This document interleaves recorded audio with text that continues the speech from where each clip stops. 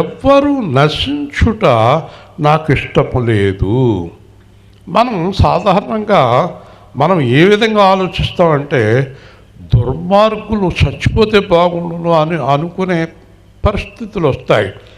ఒక భార్య ఆ భర్తతోటి ఏగలేక ఇతను చచ్చిపోతే బాగుండు, ఒక తల్లి కొడుకు గురించి, కూతురు గురించి, ఇలాగ కుటుంబాల్లో కూడా ఈ భయంకరమైన వ్యక్తుల గురించి మేము ఏగలేకపోతున్నాం. ఒక తల్లి కొడుకుతో అంటుంది, నాకు పుట్టినప్పుడే నువ్వు చచ్చిపోయి ఉంటే బాగుండు అంటుంది. అంత తాగుపోతే భయంకరమైన వ్యక్తి అతను. కానీ తల్లి అయినా అలాగ అంటది, కానీ దేవుడైతే ఆ భయంకరమైన వ్యక్తి మారాలని చూస్తాడు. హల్లెలూయా. చూసారండి దేవుడి ప్రేమ. అంచేత మనం అందరినీ ప్రేమించాలి, అందరి కొరకు ప్రార్థన చేయాలి.